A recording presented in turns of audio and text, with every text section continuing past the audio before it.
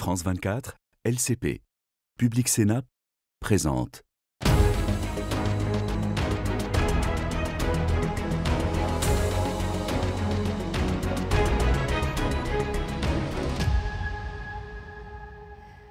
Bienvenue à Bruxelles pour notre débat au Parlement européen. Loin des yeux, loin du cœur, a-t-on coutume de dire. Mais est-ce vrai pour l'Ukraine après près de 4 ans de guerre? Les Européens ont engagé des discussions difficiles sur leur soutien à ce pays.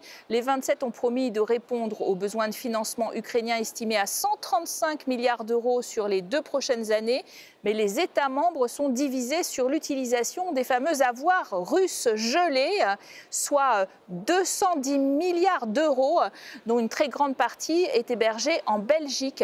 Les autres solutions examinées sont un financement direct de l'Ukraine sous forme de dons, ou alors un grand emprunt européen qui aurait l'avantage de limiter l'impact direct sur les budgets et les déficits nationaux. La période est difficile pour les Ukrainiens, notamment sur le front, alors que l'armée russe continue à progresser dans l'est de l'Ukraine. Dans ce contexte, Volodymyr Zelensky est venu à Paris signer un accord sur le futur achat par Kiev de 100 avions de combat français, les Rafale. Le président ukrainien entendait aussi redorer l'image de son gouvernement, fragilisé par une affaire de corruption. Les proches de Volodymyr Zelensky sont accusés d'avoir détourné 86 millions d'euros dans le secteur de l'énergie. Pour en parler, 3 eurodéputés aujourd'hui. Elio Di Rupo, bonjour. Bonjour. Ancien Premier ministre belge, désormais eurodéputé des socialistes, social-démocrates, plus exactement Radan Kadef, bonjour. Bonjour. Eurodéputé de Bulgarie du groupe du Parti populaire européen, à la droite de l'hémicycle. Et puis en duplex, depuis la Roumanie, vous êtes avec nous, Georg Piperea, de la droite très souverainiste OR, Alliance pour l'unité des Roumains au Parlement européen. Vous siégez donc dans le groupe des conservateurs et réformistes européens. Alors Elio Di Rupo, je commence par vous. Cette volonté de l'Ukraine de commander des avions de combat européens par centaines, on parle des Rafale français, on peut aussi parler des avions suédois, les Gripen. Est-ce que cela montre finalement que l'avenir de l'Ukraine dépend en grande partie de l'industrie de défense européenne, notamment depuis le désengagement de Donald Trump? Alors, pour les Européens, il est clair que Poutine ne peut pas gagner. On peut discuter à perte de vue si on avait pu éviter la guerre ou pas. Moi, je pense qu'on aurait pu, mais c'est trop tard. Poutine est là. 2, nous avons aux États-Unis un président, enfin, je ne découvre pas la couronne, qui est fantasque et qui est en train de négocier directement avec Poutine, avec des envoyés spéciaux dont on ne sait pas ce qu'ils se disent, et l'Europe n'est pas du tout associée à ces négociations. Dès lors, la guerre est à nos frontières, la guerre est là, donc l'Europe ne peut pas faire autrement que de s'impliquer. Et comment fait-elle? Avec des moyens financiers. D'ailleurs, si on regarde les montants financiers, avec l'Union en tant que telle et les États membres, on est à 187 milliards d'euros attribués à l'Ukraine. Et on doit continuer, mais en même temps, on doit rétablir les stocks militaires dans les États membres, dans les pays. Et puis, il y a cette nouvelle donnée avec les drones et toutes les nouvelles technologies. Donc, on a un effort considérable à faire. Mais je vais vous parler cash. Moi, je suis totalement contre que ces montants financiers considérables aillent essentiellement à des produits de défense américains. Je pense que les choses étant ce qu'elles sont, il faut utiliser cet argent pour d'abord les entreprises européennes, que ce soit en innovation, que ce soit en production, avec bien entendu une petite part hors Europe, parce qu'on ne sait pas faire autrement, mais essentiellement comme levier économique et de l'emploi à l'interne de l'Union européenne. Alors, Monsieur Piperea, votre parti de droite souverainiste, donc ECR, est parfois hostile justement au soutien à l'Ukraine, parfois, c'est le cas des mélonistes, plutôt pour, mais vous conviendrez quand même que quand on arme l'Ukraine, on assure la sécurité de ses voisins de l'Union européenne, notamment de votre pays, la Roumanie.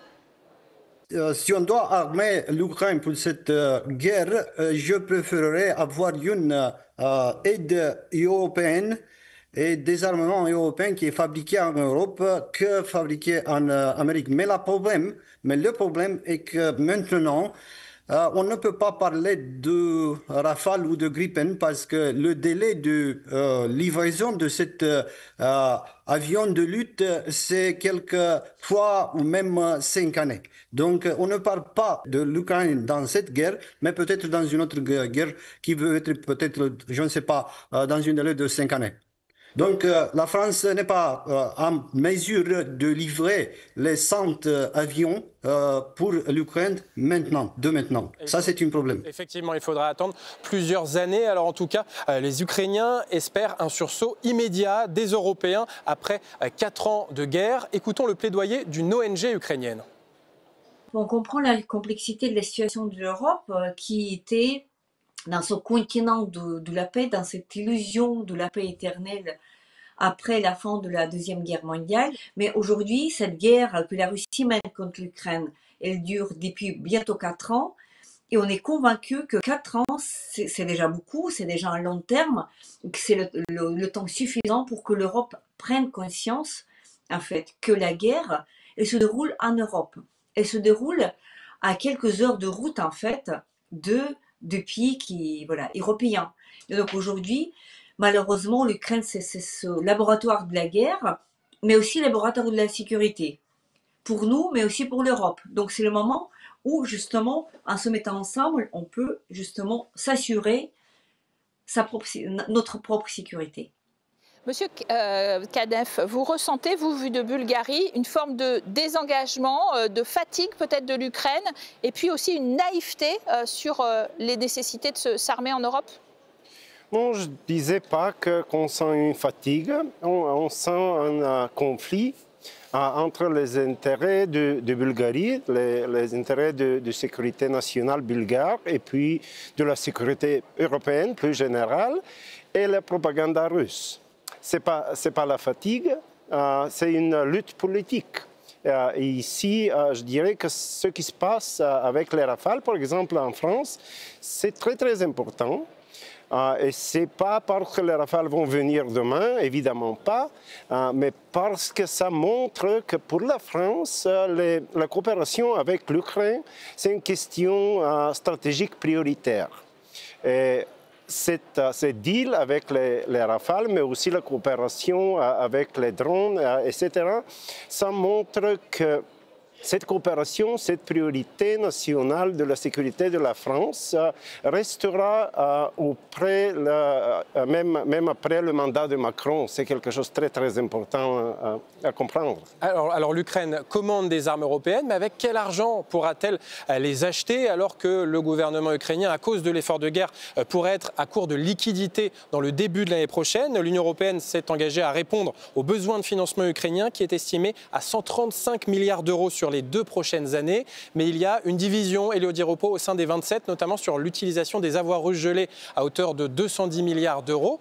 Est-ce que vous êtes d'accord avec le gouvernement belge qui s'oppose à l'utilisation de ces avoirs russes gelés qui sont hébergés en Belgique? Alors, primo, quand on parle de l'Union européenne, de qui parle-t-on? Est-ce que c'est la Commission? Est-ce que c'est le Conseil européen, voire le Parlement? Je sais que la Commission parle beaucoup, fait des propositions, mais cet avoir important, il faut considérer que nous ne savons pas comment la guerre en Ukraine va se terminer. Nous ne savons pas où sera la Russie dans 3 ans, dans 5 ans, dans 10 ans. Et si la Russie se retournait contre un pays, un État membre, en disant « vous avez volé notre argent » et qu'il y a un procès avec, comment dirais-je, un arbitrage, et que l'État membre soit condamné à rembourser, pour un pays comme le mien, c'est la catastrophe à l'état pur. Donc la solution, elle est simple théoriquement. Au sein du Conseil européen, les 27 à l'unanimité prennent un accord qui est de partager le risque. Je pense qu'on ne parviendra pas. On voit Orban, qui est à la fois l'ami de Trump, l'ami de Poutine, mais alors on fait ce qu'on appelle un accord intergouvernemental avec 25 pays, mais on signe qu'on partage le risque. À partir de ce moment-là, le gouvernement belge, très légitimement, peut dire qu'il y a une contribution à l'Union européenne et à l'Ukraine. Mais il ne faut pas sous-estimer parce qu'il y a quand même l'histoire, hein, il ne faut pas sous-estimer les risques demain, et demain, on ne sait pas ce qu'il sera. Alors justement, Monsieur Pipereas, votre parti est un peu sceptique sur l'Ukraine, parti très souverainiste. Est-ce qu'il faut partager le risque? Il faut piocher dans les avoirs russes? Au premier lieu, on doit s'assurer que cette utilisation de l'argent russe est légale. Il ne s'agit pas ici de la propagande russe ou des intérêts russes. Il s'agit ici de la stabilité du système international de paiement qui se base sur l'euro. Cette société belgienne qui s'appelle Euroclear a déjà menacé l'Union européenne, c'est-à-dire spécialement la Commission européenne, avec un procès en justice pour l'utilisation illégale de cet argent. Parce que, je répète, il ne s'agit pas des Russes. Il s'agit de la stabilité du système de paiement qui est international. Il s'agit aussi d'un système international qui doit être gardé. Même avec le risque de, je ne sais pas, de poser quelques questions d'aide pour la propagande de Russie. Parce que c'est plus important d'avoir cette stabilité internationale qu'avoir je ne sais pas, une faute de gestion de la part de l'Union européenne. Alors il y a un débat juridique sur l'utilisation de ces avoirs russes, mais Radan Kanev, les autres options pour financer l'Ukraine dans les 2 prochaines années, c'est soit un emprunt européen, soit un don direct des États membres à l'Ukraine. Mais est-ce que les opinions publiques sont prêtes à s'endetter pour financer directement l'Ukraine? Évidemment, ça ne sera pas facile, hein. On le voit, mais c'est parce que j'ai dit que cette relation maintenant de la France avec l'Ukraine, c'est très important, parce que je suis sûr qu'en fait, dans l'Europe, il y a une grande majorité de gouvernements qui vont soutenir l'Ukraine. Et c'est certainement la Pologne, les Nordiques, les Baltes, alors le front du Nord-Est. Pour ces pays-là, le soutien de l'Ukraine, la défense de l'Ukraine, c'est une question très, très prioritaire de sécurité nationale. Puis, mon pays, la Bulgarie, et le pays du collègue, la Roumanie, sont aussi dans un danger assez grave si on aura le scénario de capitulation de l'Ukraine. Et puis, on sait bien que si l'Ukraine perd la guerre, ça sera une question, pas des années, mais des semaines ou des mois, qu'il y aura une provocation contre la Moldavie, ce qui est déjà un problème pour la Roumanie, très, très dramatique, disons. Les Français disent aussi qu'il y a un risque. Mais sur le fond, quand même, Elio Di Rupo, Volodymyr Zelensky, le président, il est quand même fragilisé par un scandale de corruption. La justice ukrainienne soupçonne ses proches d'avoir détourné 86 millions d'euros dans le domaine de l'énergie. 2 ministres ukrainiens ont démissionné. Ce scandale de corruption peut avoir un impact sur la guerre et puis peut-être même sur le processus d'adhésion? La corruption est toujours un cancer dans un État. Et d'une manière générale, un État où il y a de la corruption est toujours faible. Dans ce malheur, il faut reconnaître que le système judiciaire des enquêtes en Ukraine semble fonctionner. Et il faut s'en réjouir. Mais de toute évidence, quand on parle d'intégration à l'Union, etc., c'est impossible tant qu'on n'est pas certain que les dirigeants ne sont pas, de quelque manière que ce soit, corrompus. Mais est-ce que ça risque de faire tomber Volodymyr Zelensky? Là, écoutez, je ne suis pas devin. Là, c'est une situation interne qu'il m'est difficile d'apprécier. Je vois de l'extérieur, en tant qu'Européens, nous ne devons en aucun cas accepter quelque pays que ce soit dont on sait qu'il n'y a pas une assurance à 100% de non-corruption des élus, des gens qui gouvernent le pays. Donc vigilance des Européens sur l'adhésion de l'Ukraine à l'UE. Georgi Piperea, est-ce que vous êtes d'accord avec Vladimir Poutine et Donald Trump quand ils accusent régulièrement Volodymyr Zelensky de corruption et finalement demandent sa chute pour finir la guerre au plus vite? Écoutez, maintenant l'Ukraine a évidemment a une ennemie à l'intérieur, c'est-à-dire je parle de la corruption.